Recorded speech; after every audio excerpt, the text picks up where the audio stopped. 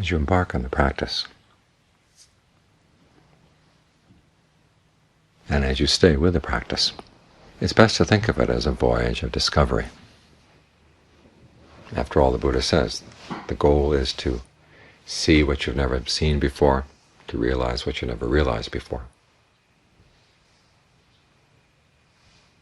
to attain what you've never attained before.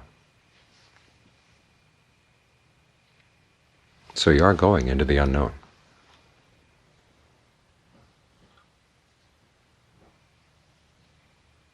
This means that we're going to have to deal with risk and uncertainty.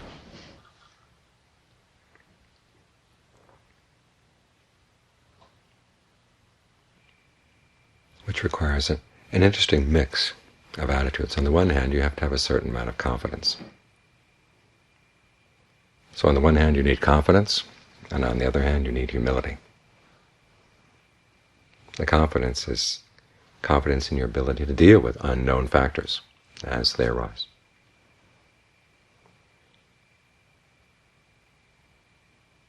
The humility means that you can't expect everything to fall into your preconceived notions.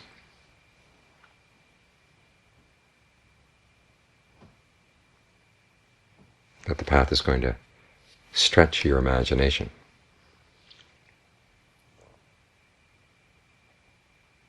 And ask more out of you than you might originally be prepared to give.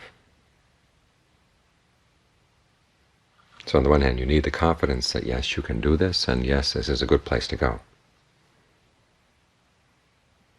And the humility to realize you don't know beforehand what it's going to be like.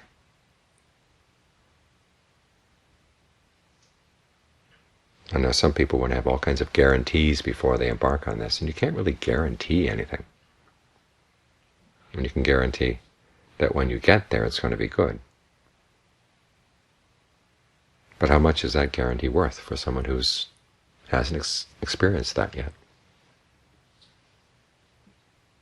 Just one more thing to take into consideration. You think about the Buddha. When he embarked on his quest, he had no guarantee that he was going to survive, that he was going to find the deathless, that all that sacrifice was going to be worth it. But he reached the point in his life where he realized that if he didn't at least try it, he would feel that his life had been wasted. And so for him it was a huge experiment. There was a lot of risk and a lot of uncertainty.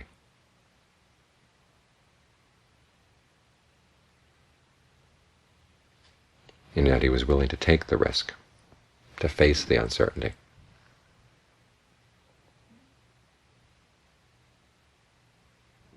And so for us, it's not quite that drastic. We do have people who've gone before. Now again, there's the question, can we trust them? Can we believe them? But you look at the alternative. A life lived devoted to sensual pleasures, to trying to find happiness in things that are going to die, that we're going to be separated from. And so at the very least you say, well, there's a possibility here, let's give it a try. So try to have that sense of adventure.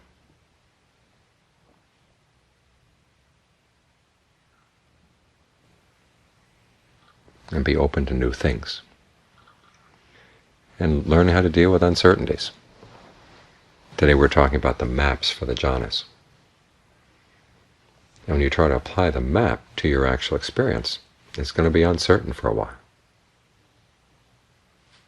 You read the description of directed thought and evaluation and rapture and all. And the question is, what do those terms correspond to in your actual experience? And you may have some ideas, but they may be wrong. Now, is that going to stop you from practicing? It shouldn't. It should simply alert you to the fact that you're going to be dealing in uncertainties for a while. When we place labels on your experiences, they have to be post-it notes. Signposts to use in the meantime, until you get a better sense of the terrain.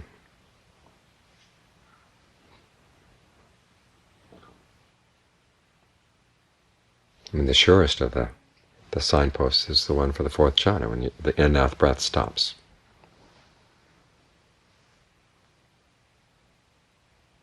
That's all the way on the fourth. How are you going to know 1, 2, and 3? Well, you guess for the time being. And you put a few notes here and a few notes there. And have the confidence that when you find something more certain, you're going to be in a position where you can rearrange the notes if need be.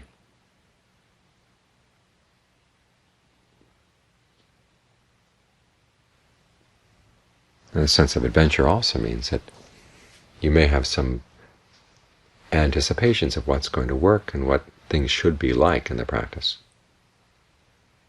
But right anticipation is not part of the path.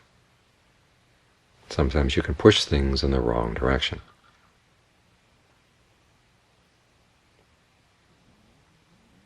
And the Buddha's instructions are very precise, pretty simple. And part of us doesn't believe that anything that simple could really work. There must be some secret. There must be some way you can speed the process along. But sometimes in speeding along, you derail yourself. It's like sharpening a knife on a stone. If you're in too much of a hurry, you can ruin the blade. You sit there very carefully, rubbing against the stone, making sure that the pressure is even all the way down. And realizing you may be here for a while. And part of the mind says, well, I'd like to have it done fast, so I go off and do something else. But there also has to be another part of the mind that says, well, if you try to speed it up, you could ruin it. And so even though the results don't appear as quickly as you like, maybe it's the slow results that are going to be the most lasting. So you have to put your preconceived notions aside.